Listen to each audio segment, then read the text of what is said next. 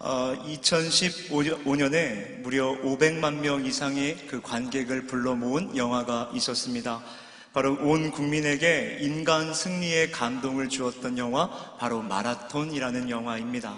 이 마라톤은 5살의 지능을 가진 20살짜리 자폐 청년 초원이가 이 마라톤 서브3에 도전하는 이야기의 영화입니다. 이 마라톤 서브3라는 것은 이 3시간 이내에 마라톤 풀코스를 완주하는 것을 말합니다. 이 영화의 내용은 이렇습니다. 어린 시절 이 초원이는 이 얼룩말을 좋아했고, 그리고 초코파이를 좋아하는 이 어느 또래 아이들과 다를 것이 없는 그냥 평범한 아이였습니다. 그런데 어느 날 그 아이가 자폐증이라는 이 청천벽력과 같은 진단을 받게 됩니다. 이런 감당할 수 없는 현실 앞에서 이 초원이의 어머니는 깊은 좌절에 빠지게 되십니다. 근데 이 아이 초원이를 가만히 보고 있어 보니까 이 초원이가 달리기만큼은 너무나 잘하는 겁니다. 그래서 이 아이의 어머니는 이 성인들도 도전하면 많이 힘들다고 하는 이 마라톤 서브3라는 아주 큰 목표를 세워두고 그 목표를 이루기 위해 이 초원이와 함께 피나는 훈련의 시간을 보내게 됩니다. 그리고 마침내 초원이는 20살이 되던 해에 이 춘천 마라톤 대회에 참가해서 무려 42km, 이 42km를 2시간 57분 7초에 완주를 하게 됩니다. 이 영화에서 초원이는 아주 상기된 표정으로 이렇게 말을 합니다. 나는 달릴 때가 가장 행복합니다. 이 오늘 우리가 함께 읽은 이 본문의 말씀은 마치 초원이처럼 달리고 있는 기쁨을 누리고 있는 한 사람을 소개하고 있습니다. 바로 사도 바울입니다. 12절 말씀부터 14절 말씀까지 다시 한번 보시죠. 내가 이미 얻었다 함도 아니요 온전히 이루었다 함도 아니라 오직 내가 그리스도 예수께 잡힌 바 된 그것을 잡으려고 달려가노라. 형제들아, 나는 아직 내가 잡은 줄로 여기지 아니하고 오직 한 일, 즉 뒤에 있는 것은 잊어버리고 앞에 있는 것을 잡으려고 표대를 향하여 그리스도 예수 안에서 하나님이 부르신 그 부름의 상을 위하여 달려가노라. 자, 그런데 사실 이 본문의 사도 바울은 내일이 희망차지가 않습니다. 내일이 기쁜 내일이 아닙니다. 이 희망찬 내일을 향해서 달려갈 수 있는 상황이 아니었다라는 것입니다. 왜 그런가 하면 지금 사도 바울은 로마 황제에 의해서 언제 죽을지 모르는 상황이었기 때문입니다. 쉽게 말한다면 죽을 날을 받아놓은 이 사형수와 다를 바가 없는 상황이었다라는 것입니다. 지금 그런 사람이 어떻게 앞을 향해서 힘차게 기쁘게 달려갈 수 있었겠습니까? 이 상황과 문제만을 놓고 볼 때 이 바울과 같은 상황에 처해지게 되면 많은 사람들은 이렇게 생각할 것입니다. 내가 어쩌다가 이렇게 되었을까? 한탄하고 실망하다 결국은 주저앉게 될 것입니다. 그런데 지금 사도 바울은 그러한 상황 속에서 이렇게 고백합니다. 나는 뒤에 있는 것은 잊어버리고 앞에 있는 것을 잡으려고 표대를 향해 달려가고 있다. 지금 이 사도 바울의 고백을 보면서 이런 상상을 해봤습니다. 마치 단거리 육상 선수가 그 목표 지점에 조금 더 빨리 도달하기 위해서 가슴팍을 내밀고 손을 뻗고 달려가는 그러한 모습처럼 묘사가 되어집니다. 지금 사도 바울은 자신의 삶이 언제 끝날지 모르는 상황, 지금 그런 상황과는 상관이 없이 오늘도 주께서 부르신 그 부름의 상을 얻기 위해서 최선을 다해 달려가며 이 삶의 기쁨을 마음껏 누리고 있었다라는 것입니다. 오늘 우리는 어떻습니까? 우리도 주의 부르심을 받은 자들로서 그 부름의 상을 얻기 위해서 우리는 어떤 모습으로 달려가고 있습니까? 오늘 하나님 우리에게 조명해 주시는 이 말씀을 통하여서 우리가 부르심을 받은 그리스도인으로서 주님 우리를 본향집 부르시는 그날까지 그 주의 부르심 앞에 최선을 다해 달려나아가는 저와 여러분 모두가 되시기를 진정으로 소망합니다. 그렇게 주님과 동행하는 삶을 살아냄으로써 세상이 줄 수 없는 참된 기쁨, 세상이 줄 수 없는 참된 평안을 마음껏 누리며 살아가는 저와 여러분 모두가 되시기를 진정으로 소망합니다. 자, 그렇다면 우리가 어떻게 그 부르심을 따라 최선을 다해서 달려갈 수 있습니까? 오늘 본문을 중심으로 한 3가지 정도로 보고자 합니다. 우선 우리가 이 부르심을 따라 최선을 다해 달려가기 위해서는 우선 우리는 거룩한 욕심, 거룩한 불만족을 가져야 한다라는 것입니다. 이 유명한 강해 설교가인 워렌 위어스비라는 목사님께서 이런 말씀을 하셨습니다. 거룩한 욕심, 거룩한 불만족은 영적 성숙을 위한 필수 요소이다. 자, 이게 무슨 말입니까? 우리가 영적으로 성장하고 이 믿음의 진보를 이루기 위해서 반드시 필요한 필수 요소가 있는데 그것은 바로 거룩한 불만족이며 거룩한 욕심이다라는 것입니다. 이 현실에 안주하는 사람이 성장하거나 전진하는 것을 본 적은 없습니다. 우리가 이만하면 됐다라고 생각하는 순간 어떠한 성장도 없고 어떠한 진보도 없는 무의미한 시간을 우리는 보내게 됩니다. 그런데 안타까운 것은 우리가 어느 정도 일을 이루어내고 나면 이 정도 했으면 됐지, 누구나 다 그런 생각에 빠지게 된다라는 것입니다. 자, 그러나 이 사도 바울은 그렇게 생각하지 않았습니다. 본문 12절 말씀을 보십시오. 내가 이미 얻었다 함도 아니요 온전히 이루었다 함도 아니라 오직 내가 그리스도 예수께 잡힌 바 된 그것을 잡으려고 달려가노라. 자, 지금 다른 사람도 아니라 사도 바울과 같은 사람이 얻지도 못했다, 온전히 이루지를 못했다라고 말을 하고 있습니다. 자, 사도 바울이 어떤 사람이었는지 우리 한번 생각을 해봅시다. 사도 바울, 그는 어떤 사람이었습니까? 이 다메섹 도상에서 이 주님을 만난 후에 그는 그의 모든 것을 다 버렸습니다. 오직 복음을 위해서 살아갔고 오직 주님을 위해서 자신의 전 인생을 드린 사람이 바로 사도 바울이었습니다. 이 수많은 고난이 찾아오고 역경이 찾아온다 할지라도 이 고난도 내게 유익하다, 아니 내가 주님을 위해서 살아가면서 내게 오는 이 죽음조차도 내게는 유익하다 라는 엄청난 고백으로 살아온 사람이 바로 사도 바울입니다. 주님으로부터 엄청난 계시와 환상을 보았습니다. 유일하게 3층천에 다녀온 사람입니다. 그뿐만이 아닙니다. 모든 사람이 닮고 싶은 그런 인격의 소유자였으며 하나님은 이 사도 바울을 통하여서 신약 성경 27권 중에 13권이나 기록하게 하셨습니다. 우리가 이 정도의 사실만 보아도 이 사도 바울은 어떤 사람입니까? 수많은 영적인 체험과 이 삶의 변화 속에서 이 누구에게나 나를 본받아라 라고 담대하게 당당히 말할 수 있었던 사람, 우리가 보기에 이미 모든 것을 다 이룬 듯한 아주 신실한 사람이었단 말입니다. 그런데 그가 온전히 이루지 못했다라고 고백을 하고 있습니다. 그리고 그는 이어서 이렇게 고백합니다. 13절의 말씀 보십시오. 형제들아, 나는 아직 내가 잡은 줄로 여기지 아니하고 오직 한 일, 즉 뒤에 있는 것은 잊어버리고 앞에 있는 것을 잡으려고. 자, 지금 사도 바울은 오늘 우리가 함께 읽은 이 본문의 말씀에서 계속해서 반복하는 말이 있습니다. 바로 아직 이루지 못했다. 이것은 바로 거룩한 욕심이요 거룩한 불만족을 뜻하고 있는 것입니다. 사도 바울은 자신을 부르신 그 하나님의 부르심 앞에 거룩한 욕심, 거룩한 불만족이 있었기 때문에 오늘도 주님께 더욱더 가까이 나아가기 위해서 최선을 다해 달려 나아간 것입니다. 오늘 우리는 하나님 앞에 어떠한 모습으로 나아가고 있습니까?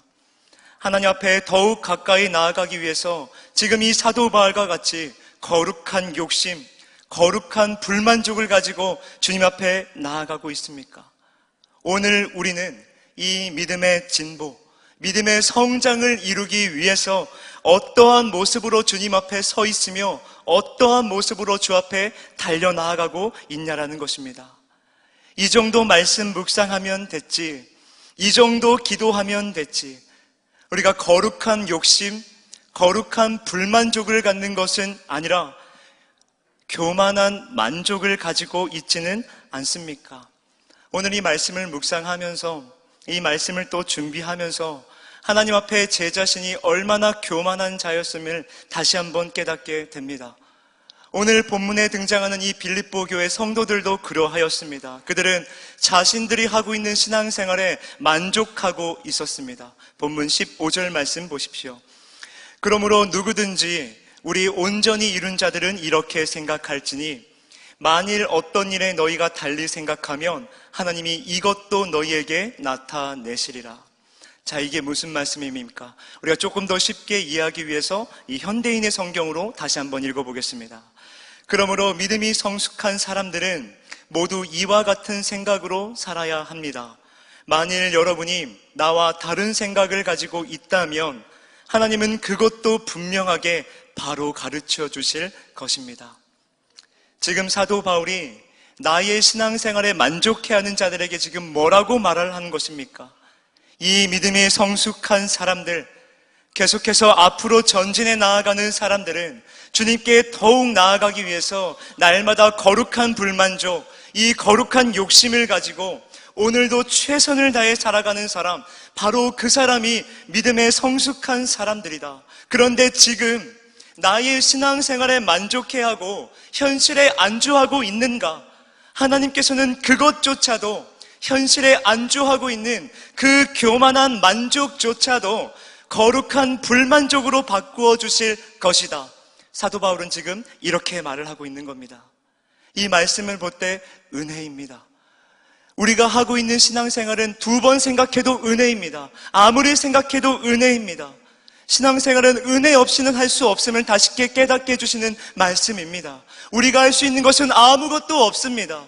우리가 교만한 마음을 가지고 이 정도 하면 됐지, 이 정도면 괜찮아 라고 생각하는 것조차도 우리의 노력으로 바뀌어지는 것이 아니라 하나님이 알려주시고 하나님이 인도해 주실 때 우리가 교만한 만족이 아닌 거룩한 불만족으로 주 앞에 나아갈 수 있다는 것입니다.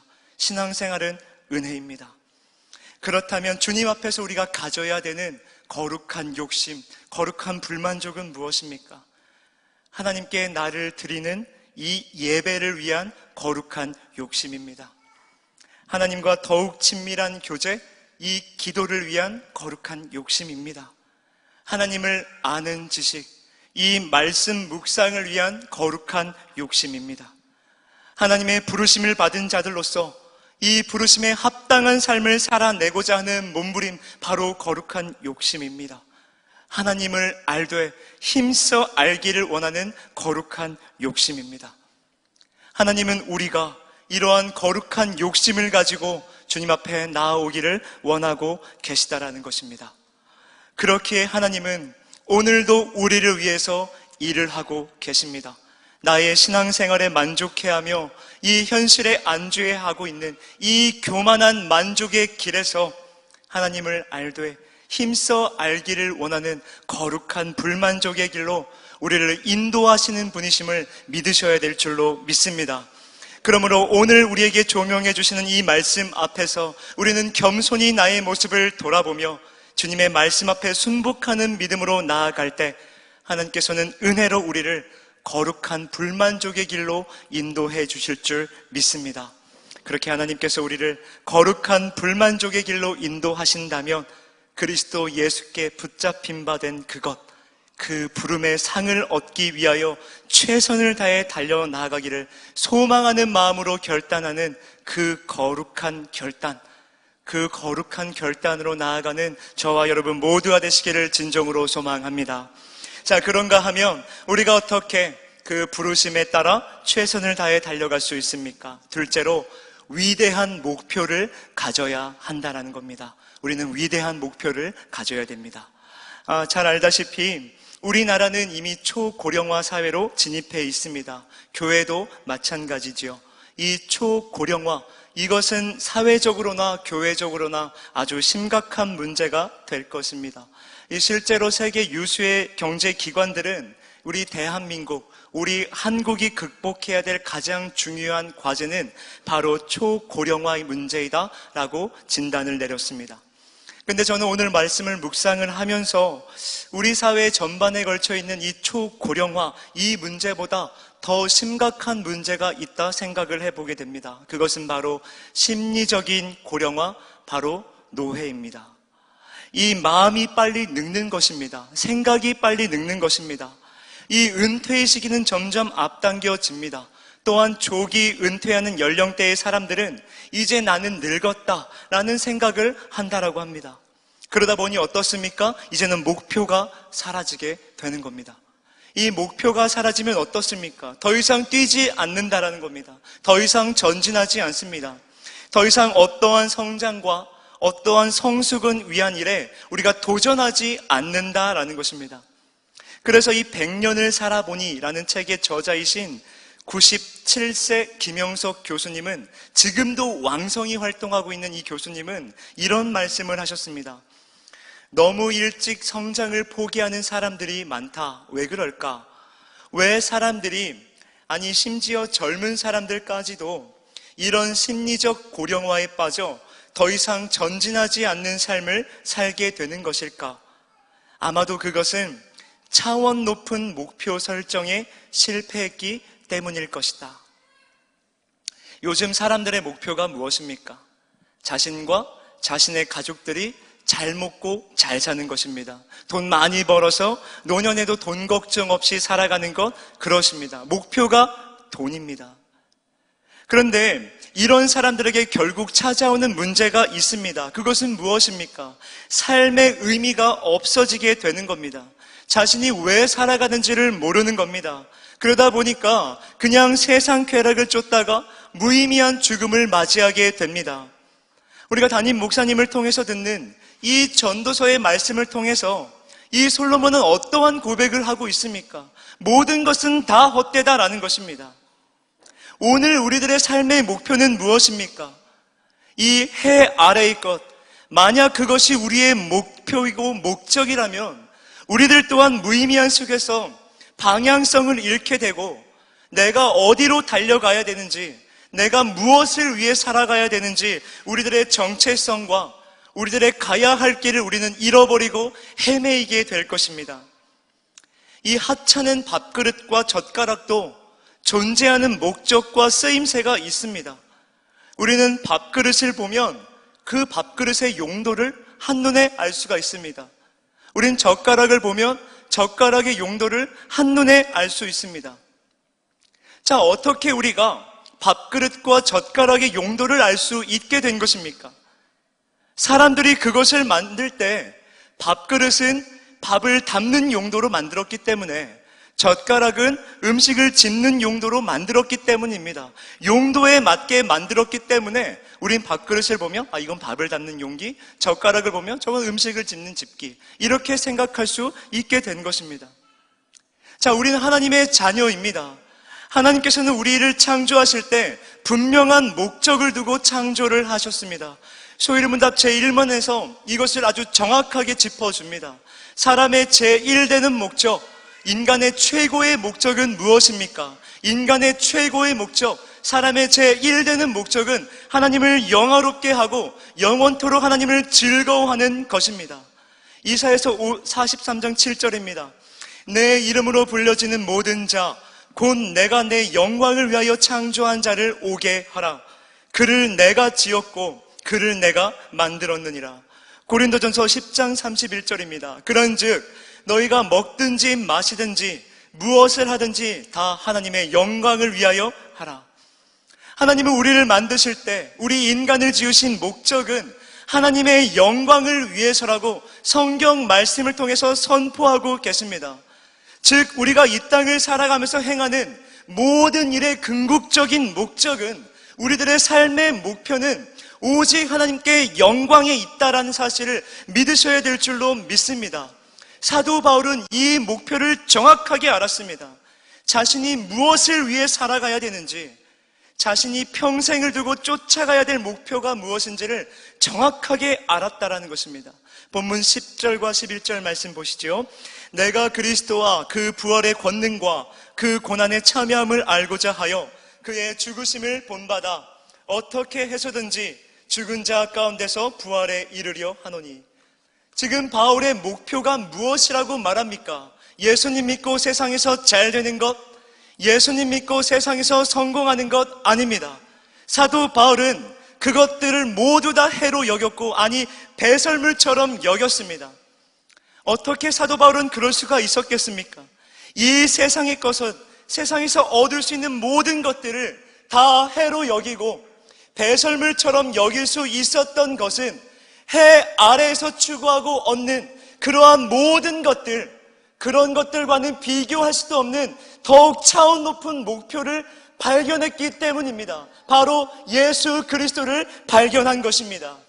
이 땅에서 살아갈 때 인간이 쫓아가야 할 가장 위대한 목표, 바로 예수 그리스도를 발견했기 때문입니다. 그렇기 때문에 사도 바울은 이 세상을 쫓아가는 것이 아니라 오직 예수님을 쫓아가는 삶을 살아낼 수 있었다라는 것입니다. 하나님의 영광을 위해 살아가는 것, 그리스도 예수님을 위해 살아가는 것, 그것이 사람의 최고의 목적이고 목표를 깨닫게 되니까 사도 바울은 예수님을 위해 살아가는 삶, 이런 위대한 목표를 가지고 살아가게 됐다라는 것입니다. 오늘 우리가 가지고 있는 우리들의 삶의 최고의 목적은 무엇입니까? 우리는 이 세상을 쫓는 삶이 아니라 예수님을 쫓는 삶을 살아내야 될 줄로 믿습니다. 이 세상을 닮아가는 것이 아니라 예수님을 닮아가야 될 줄로 믿습니다. 나의 영광을 위해서 살아가는 것이 아니라 오직 하나님의 영광을 위해서 살아가야 될 줄로 믿습니다. 우리는 해 아래의 것을 나의 최고의 가치로 두고 살아가는 것이 아니라 해 위의 것, 만군의 여호와 하나님, 우리 하나님을 나의 최고의 목적으로 두고 살아가야 될 줄로 믿습니다. 바로 이 삶이 하나님의 자녀된 우리가 추구해야 될 위대한 목표요, 삶의 최고의 목적인 줄 믿으셔야 될 줄로 믿습니다. 우리는 주님을 위해서 살아가는 것입니다.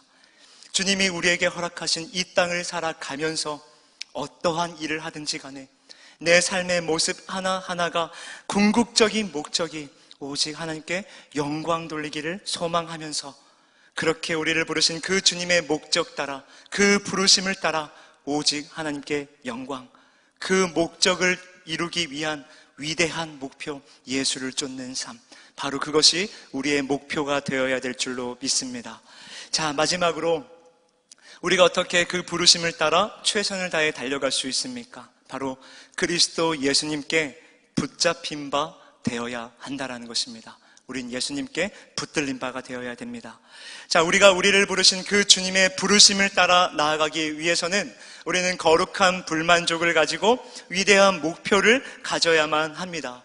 오늘 우리가 이 거룩한 불만족, 위대한 목표를 가지기를 간절히 바란다면 오늘 본문 12절의 말씀을 우리는 주목해야 될 줄 믿습니다. 12절 말씀 보십시오. 내가 이미 얻었다 함도 아니요 온전히 이루었다 함도 아니라 오직 내가 그리스도 예수께 잡힌 바 된 그것을 잡으려고 달려가노라. 자, 지금 사도 바울은 거룩한 불만족, 그 위대한 목표, 이것을 내가 가질 수 있었던 것은 바로 내가 그리스도 예수께 잡힌 바 되었기 때문이다, 이렇게 말을 하고 있습니다.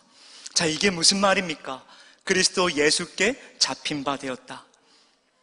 자, 이 말은 주님을 인격적으로 만나 구원받은 사건을 의미하는 것입니다.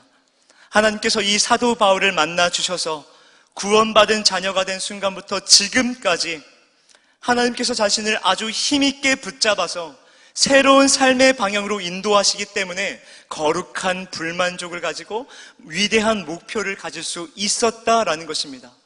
근데 이 붙드심의 은혜는 사도 바울에게만 허락하신 은혜가 아닙니다. 하나님은 하나님께서 선택한 백성 모두에게 이 하나님의 붙드심의 은혜를 허락하신 줄로 믿습니다.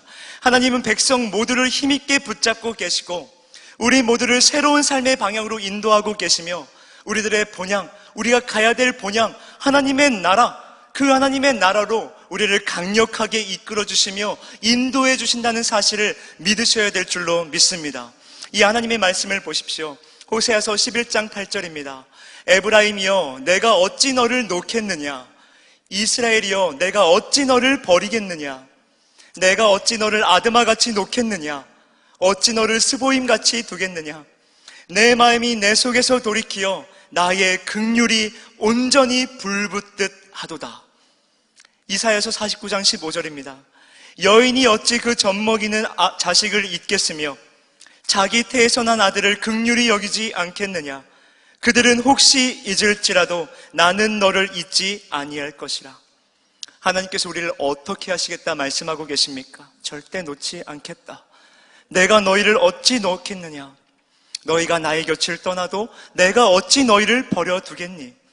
너희가 나의 곁을 떠나서 나보다 더 사랑하는 것을 두고 있고, 너희가 나의 곁을 떠나서 나보다 더 우선적으로 생각하는 것이 있다 해도, 그렇게 나를 잊었다 할지라도 나는 너를 잊지 않았다. 왜요? 하나님은 왜 우리를 잊지 아니하십니까? 어찌 그 젖먹이는 자식을 잊겠니? 너희를 향한 나의 긍휼은 불붙듯 하단다.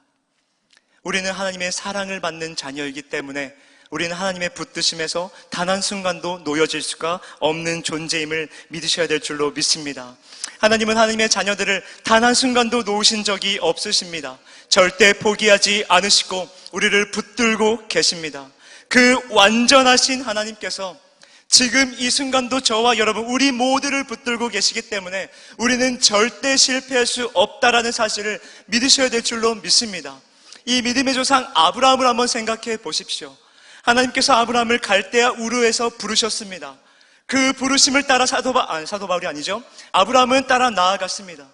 그러나 아브라함의 인생이 어땠습니까? 계속해서 불순종만 일삼습니다. 내가 이삭을 너에게 주겠다, 아들을 주겠다 말씀하시자 그 하나님의 말씀 앞에서 아브라함은 어떠한 반응을 보입니까? 비웃습니다. 하나님을 인정하지 않고 계속해서 불순종만 일삼았습니다. 그런 아브라함에게 하나님이 뭐라 말씀하십니까? 나는 완전한 하나님이니 너는 내 앞에서 온전하라 말씀하십니다. 아브라함은 계속해서 불순종했지만 하나님께서는 그를 끝까지 용서하시며 끝까지 붙들고 끝까지 인도해 내셔서 결국 모리아 산까지 이끌고 가셨습니다. 그 모리아 산에서 100세에 얻은 아들, 그 독자 이삭을 번제로 드릴 줄 아는 그 믿음의 실력자로 만드신 분이 바로 하나님이십니다. 그렇게 아브라함은 믿음의 조상이 되었습니다.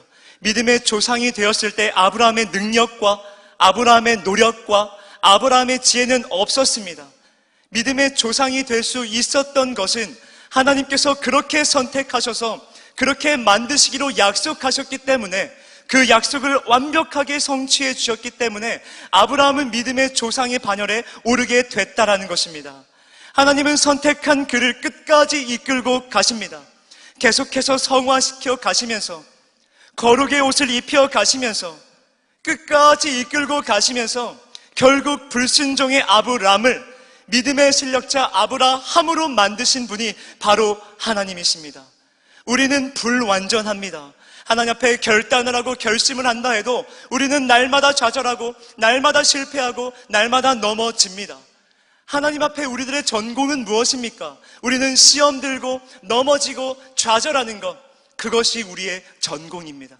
우리 완전하신 하나님의 전공은 무엇입니까? 그 넘어진 자를 일으키시고 시험 든 자를 일으키시며 그 좌절단 자를 일으키셔서 완전한 의의 길로 인도하시는 분, 그분이 바로 우리 하나님이신 줄로 믿습니다. 그 하나님의 붙드심이 있기 때문에 우리는 절대 실패하지 않는다. 이 모든 사실을 믿는 것을 하나님은 믿음이라고 하십니다. 우리가 그 믿음을 가지고 나아갈 때 하나님께서 저와 여러분 우리 모두를 본향가는 그날까지 인도하실 줄로 믿습니다. 하나님은 우리를 붙들고 계셔서 우리를 본향집 가는 그날까지 하나님의 나라로 인도하시기 위해서 우리를 날마다 사랑으로 가르치시고 사랑으로 교훈하시고 사랑으로 우리의 삶을 교정해 주시면서 이끌고 가십니다. 하나님의 붙들어 주심의 은혜입니다. 사도 바울은 이 하나님의 붙드심을 깨닫고 경험했기 때문에 그 하나님께 더 나아가기 위해서 그 하나님을 더 가까이 나아가기 위해서 거룩한 불만족을 가지고 위대한 목표를 세울 수 있었던 것입니다.